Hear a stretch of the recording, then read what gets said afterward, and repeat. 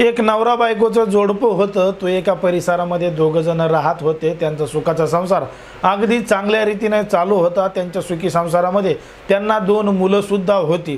पण मात्र तो जो नवरा आहे त्याला अचानक एका दुसऱ्या कंपनीत जॉब लागल्यामुळं, नोकरी मिळाल्यामुळं तो त्या ठिकाणाहून एका दुसऱ्या मोठ्या शहरामध्ये नोकरीला गेला आणि नोकरीला गेल्यानंतर बरेच दिवस तो तिकडंच त्याच्या नोकरीमध्ये राहू लागला। आता त्याचं बोलणं त्याच्या बायकोसोबत फोनवर व्हायचं, लेकराबाळांची विचारपूस व्हायची आणि अगदी काही सुरळीत चालायचं।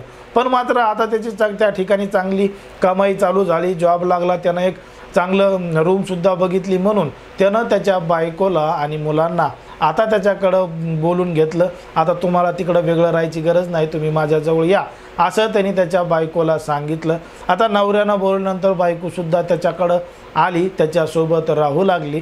पण मात्र ती या ठिकाणी राहत असताना तिचा नवरा हा कंपनीमध्ये जॉबला गेली असताना ही जी महिला आहे, त्याची बायको आहे, ही लॉजवर जायची, दुसऱ्याच व्यक्तीसोबत रात्र रंगीन करायची। नेमकं काय आहे संपूर्ण प्रकरण, कुठं घडली ही घटना, हे आपण अगदी सविस्तरपणे पाहणार आहोत। पण जर तुम्ही अजूनही आपलं चॅनल सबस्क्राईब केलं नसेल तर लगेच सबस्क्राईब करून घ्या आणि बाजूला असणाऱ्या बेल नोटिफिकेशनला सुद्धा ऑन करायला विसरू नका। आता ही जी संपूर्ण घटना आहे ती आहे आपल्या मुंबईच्या अंबरनाथमधील सरोदय नगर परिसरामध्ये घडलेली।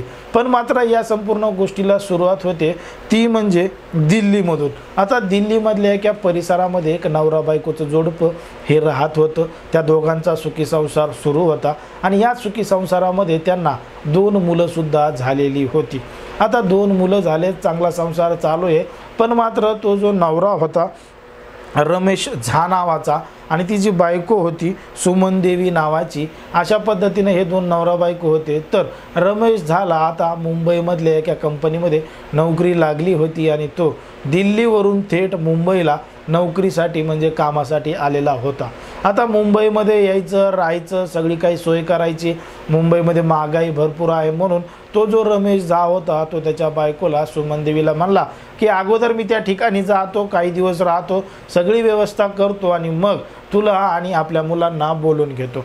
ठरल्याप्रमाणे तो दिल्लीवरून थेट मुंबईमध्ये आला, या सरोदय नगरमध्ये राहू लागला, त्याचा कामधंदा करू लागला। पण मात्र या ठिकाणी राहत असताना त्यांनी सगळी काही सोय केलेली होती, तर या ठिकाणी राहू लागला आणि त्याची सगळी सोय झाल्यानंतर त्यांनी त्याची बायको सुमन देवी आणि 2 मुलींना मुंबईला बोलून घेतलं होतं। मुंबईला बोलून घेतल्यानंतर या ठिकाणी तो राहू लागला बायकोसोबत, 2 मुलांसोबत। पण मात्र त्याच्या बायकोला काही लोकांचे फोन येऊ लागले आणि ती सतत फोनवरच असायची, फोनवरच बोलायची आणि याच माध्यमातून तिची जी ओळख आहे एका दुसऱ्याच व्यक्तीबरोबर झालेली होती आणि ती दुसऱ्याच व्यक्तीबरोबर लॉजवर जाऊ लागली, त्याला भेटू लागली आणि त्याच्यासोबत नको ते कृत्यसुद्धा करू लागले।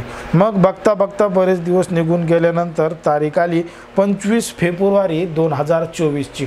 25 फेब्रुवारी 2024ला तो जो रमेश झा आहे तो कंपनीमधून येत असताना काही लोकांनी त्याच्यावर हल्ला केला आणि त्याला त्या ठिकाणीच ठार केलं।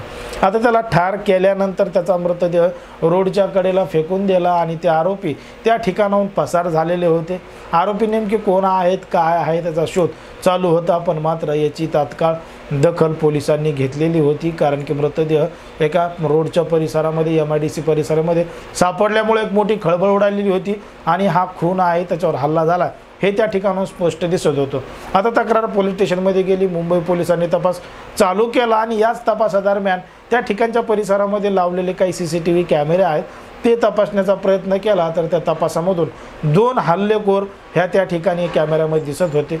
पोलिसांनी त्या कॅमेऱ्याच्या आधारे चौकशी केली, त्याचं फुटेज मिळवले आणि फुटेज मिळाल्यानंतर समजलं की त्याच्यामधला जो एक आरोपी आहे त्याचं नाव धर्मवीर गुप्ता आहे आणि धर्मवीर गुप्ता आणि त्याच्यासोबत अजून एक साथीदार आहे।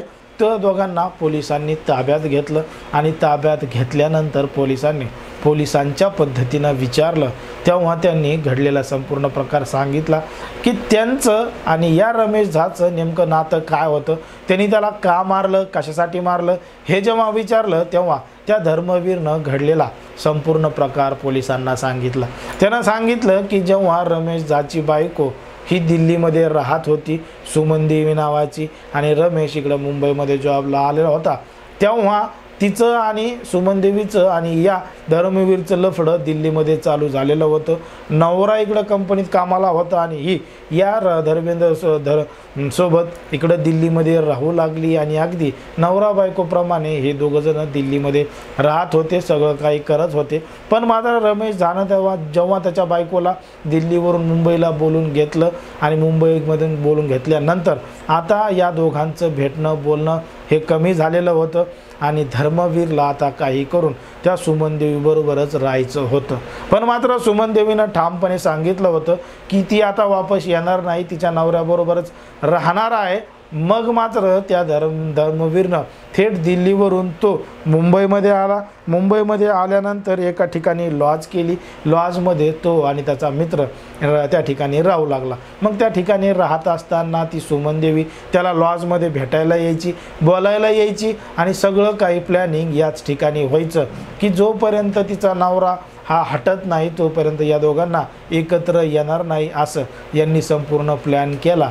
आणि ठरल्याप्रमाणे 24 तारखेला प्लॅन केला आणि 25 फेब्रुवारीला त्या धर्मवीरनी आणि त्याच्या मित्रांनी त्या रमेश झाला कंपनीमधून येत असताना MIDCमध्ये गाठून त्याला ठार केलं आणि ठार केल्यानंतर त्या ठिकाणाहून पसार झाले। आता या सुमन देवीला आणि धर्मवीरला दोघांना आयुष्य एकत्र जगायचं होतं, पण मात्र आता यांचं दोघांचं आयुष्य हे जेलमध्ये जाणार आहे आणि यांच्या दोघांच्या जेलमध्ये जाण्यामुळं त्या 2 लेकरांचं काय होणार आहे असा एक मोठा प्रश्न त्या ठिकाणी उपस्थित होतोय। आता या दोघांच्या अशा संबंधामुळं तिचा नवऱ्याचा जीव गेला होता आणि त्या 2 लेकरांवर अशा पद्धतीची वेळ आलेली होती। करणारा एक असतो पण भोगणारे अनेक असतात। त्यामुळं या संपूर्ण घटनेवर प्रकरणावर तुम्हाला काय वाटतं ते अगदी स्पष्टपणे कमेंटमध्ये सांगा आणि अशाच पद्धतीचे नवनवीन व्हिडिओ पाहण्यासाठी आपल्या चॅनलला लगेच सबस्क्राईब करून घ्या।